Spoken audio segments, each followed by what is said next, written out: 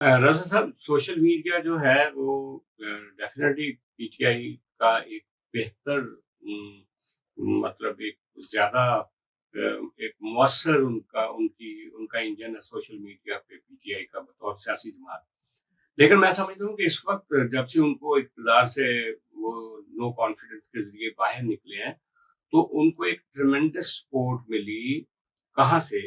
ये वो लोग थे जो 5th जनरेशन वार के लिए भर्ती किए गए थे, जिनका पीटीआई से बज़ाहिर कोई ताल्लुक नहीं था। वो डायरेक्ट रिपोर्ट करते थे आपकी इंटेलिजेंस अदारों को, और उनके वो आईएसपीआर के साथ जुड़े हुए लोग थे। उन लोगों की भी ब्रेन वॉशिंग की गई थी पिछले 10-15 सालों में हमारी एजेंसियों ने, कि ये 2 बड़ी सियासी जमातें करप्ट हैं और हमें एक फरिश्ता सिर्फ वज़ीर आज़म चाहिए जिसके नतीजे में मुल्क टर्न अराउंड हो जाएगा। तो जब उस उनका जो बनाया हुआ एक सैंपल नमूना या वो वज़ीर आज़म जब कुर्सी से उतारा गया, तो वो भी सारे जंप लगा के पीटीआई के साथ खड़े हो गए। डायस्पोरा जो कि हमारा पहले मसला अफ़वाज का बहुत ज़्यादा हामी था अमेरिका में, बरतानिया में, हर जगह पे, वो भी उन्होंने भी छलांग लगाई और वो पीटीआई के साथ खड़े हो गए। तो आज पीटीआई के साथ ये जो सोशल मीडिया की ताकत है, उसको जनरल असद दुरानी ने कहा था कि इन्होंने हमारी खुफिया इदारों ने तो उसको एक पपट के तौर पे बनाया था इमरान खान को, लेकिन अब वो मॉन्स्टर बन चुका है। तो वो इसी तरह से मॉन्स्टर बना है। और आज मैं समझता हूँ कि ये जो अदलिया का आप झुकाव देख रहे हैं, उसकी बुनियाद में भी यही बात है कि एक तो सोशल मीडिया का इन्फ्लुएंस इतना ज़्यादा है कि इन जजों के घरों में और इनके जो ज़ाती रिश्तेदार हैं और जो वहाँ पे फैन फॉलोइंग है, वो भी एक असरअंदाज हो रही है। दूसरा, जो जज ज़रा-सा इनके साथ डिफर करने की कोशिश करता है, उसकी माँ-बहन हो जाती है अगले दिन सोशल मीडिया पे। तो ये काफ़ी बड़ा प्रेशर है। जी, प्रेशर है। तो लेकिन इसके साथ-साथ मैं ज़रूर कहूँगा कि जो इस्लामाबाद में सिक्काबंद दानश्वर और जर्नलिस्ट थे, जो कहते थे कि जो रावलपिंडी की पल्स है, वो हम बताते हैं, वहाँ क्या हो रहा है, क्या नहीं हो रहा।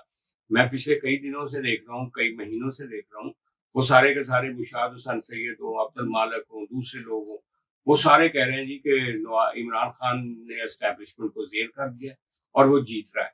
तो एक माहौल ऐसा बन रहा है धीरे-धीरे, जैसा कि पहले मेरे से इख्तिलाफ किया मैडम ने, लेकिन हकीकत ये है कि ये हमारी जुडिशरी हो, हमारा सोशल मीडिया हो, हमारा इलेक्ट्रॉनिक मीडिया हो, आप देखें कि जो प्रो मुस्लिम लीग नून और मियां नवाज शरीफ जो जर्नलिस्ट थे, कल परसों से वो भी कह रहे हैं कि ये पार्टी बैन नहीं होनी चाहिए, ये वो भी एक साइड पे जाके खड़े हो गए।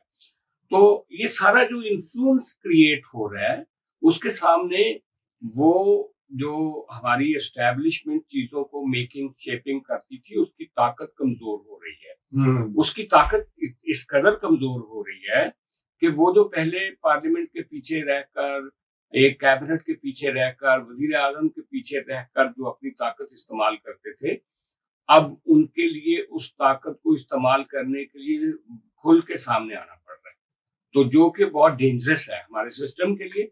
कॉन्स्टिट्यूशन तो पहले भी आपका मार्जिनलाइज होता है कई मौकों पे। मैं सजाद साहब इसी से क्यों उठाता हूँ, तबकीनत साहबा मुझे ये बताइए कि सजाद साहब का कहना है कि एस्टेब्लिशमेंट कमजोर पे, मैं समझता हूँ कि उसको अंडर एस्टिमेट करना भी मुनासिब नहीं होगा, क्योंकि उसके हाथ में डंडा टैंक है, लेकिन बिल्कुल वो बैक फुट पे जरूर है, डिफेंसिव कर दिया एस्टेब्लिशमेंट को।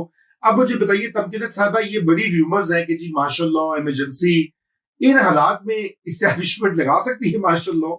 पब्लिक कैसे उसको बाय करेगी, ये भी तो दिखना पड़ेगा ना। सजाद साहब ने कहा ना कि इस्टेब्लिशमेंट कमजोर इस वक्त लग रही है, आप कहते हैं बैकफुट, तो उसका मतलब ये है कि जो उनका इस वक्त की हिकमत अमली थी कि हम इस तरह से गए, वो चीजें उनकी सक्सेसफुल नहीं। इसका मतलब ये नहीं है कि वो गिव अप करके कि जो हमारे से तो कुछ चला नहीं, तो कोई बात नहीं, अब हम इसको अब छोड़ देते हैं, इसको अब हम नहीं कुछ करेंगे। इसका मतलब ये है कि वो कोई और हिकमत अमली इस्तेमाल करे। जो आप बात कर रहे हैं मार्शल लॉ, ये वो emergency, PCO, these are possibilities, लेकिन मुझे नहीं लगता कि वो इतनी जल्दी इस चीज के पीछे जाएंगे। मैं समझती हूँ जिस तरह ये जो पार्टी बैन करने का, और ये हम सारों का इत्तेफाक है, ये कह रहे हैं कि जो हम इस तरह के भी जो जर्नलिस्ट हैं या दूसरे लोग हैं, वो भी अब इस बात पे जो जिनके दिल में कोई हमदर्दी थी नून लीग के लिए, वो भी कह रहे हैं कि ये गलत बात। तो देखिए हमारा भी एक कंसेंसस है कि हम जो जितने जमहूरियत पसंद, आइन पसंद लोग हैं, हम भी नहीं चाहते कि कोई पार्टी इस तरह से बैन हो। और ये इसका मुकाबला सियासी मैदान में किया जाए, कानूनी उसमें किया जाए। ये जो बाकी इनकी स्ट्रेटजीज हैं वो उस पे वो देखें, मगर हम, लेकिन मुझे लगता है ये जो आज भी उन्होंने वापस लिया कि it was a warning shot, वो उन्होंने दिया है। वो अब ये कह रहे हैं कि जी ये पता नहीं था कि जी ये बैकलैश होगा, ये तो किसी बेवकूफ को भी पता था कि ये होगा, ये HRCCP से भी स्टेटमेंट आएगी, ये जर्नलिस्ट भी ये कहेंगे, ये एंकर्स भी ये कहेंगे, ये तो पता था। ये तो और अंदर से भी उनको पता था कि पार्टी के अंदर भी इनको पूरी ये हमायत नहीं मिली। उसके बावजूद उन्होंने किया, रता तारण ने जाके खुद तो नहीं कोई चीजें कर दी ना। वो कह रहे हैं कि जी नहीं वो देखेंगे, अरे वो कोई वो इंडिपेंडेंट वो थोड़ी है ना, उसको कहा गया तो उसने पूरी जाके, और सिर्फ उन्होंने नहीं की, तलाल चौधरी ने की, दानियाल चौधरी ने की, पता नहीं किन किन लोगों ने की, और वही एक लाइन थी राणा सनाउल्लाह ने, और एक वो बात उन्होंने की। अगर ये इस तरह से उसको कर रहे हैं तो ये वार्निंग शॉट ही हम देख सकते हैं कि देखो ये भी पॉसिबिलिटी है। फिर अगर आप लोग इस हद तक, अब ये किसको वार्निंग शॉट्स हैं, ये उनकी PTI वालों को है सबसे पहले, जो लोग अभी ये तबसरा कर रहे हैं कि जिनके MNA MPs जिनको ये कोशिश कर रहे हैं कि वो ना ज्वाइन करें, ये उनके लिए कि देखो तुम्हारे लिए ये फ्यूचर हो सकता है ना, कि I think it's a very bad idea. क्योंकि जो लोग अब 2 साल से नहीं छोड़ा, इस वक्त जब उनको सीटें मिल रही हैं, नजर आ रहा है कि सुप्रीम कोर्ट ये एक आ रहा है उनकी तरफ, एक रिलीफ आ रहा है, वो इस वक्त क्यों छोड़ेंगे? अभी तो वो समझ रहे हैं कि हम तो एक विनिंग पोजीशन, तो ये इस वक्त उनका, मेरा नहीं ख्याल कि that was a good idea.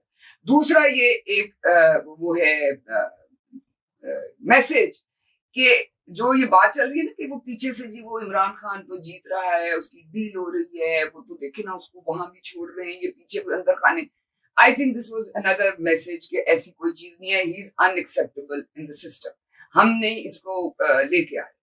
तीसरी बात ये है कि जो ये बात की है इन्होंने अभी इस वक्त कि जी हमने तो ऐसा भी डिसीजन नहीं लिया, लेकिन वो अपने उस बयानिए पे तो कायम है ना, रेफरेंस भेजेंगे ये वो वाला आर्टिकल 6 वाला। अब आर्टिकल 6 का भेजेंगे या ये मुकदमा क्या बनाएंगे? बनते तो हैं इनके मुकदमे, एक मुकदमा इनका बने, लेकिन अगर ये कहेंगे, लेकिन तब किधर बहुत देर होगी। देखिए 2022 में कुछ होना था, उस वक्त हो रहा था, महीनों गुजर गए, 2 साल गुजर गए, 2 साल बाद जाग आई है ना किसी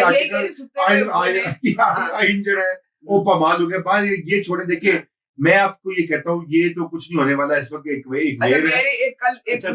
अंदर से कुछ नुकता सिर्फ मैं शेयर करना चाहता हूँ जो हमने इस जगह पे नहीं डिस्कस किया है इस में, वो बुनियादी मसला मैशत का जो आपका जी अंडरलाइन जो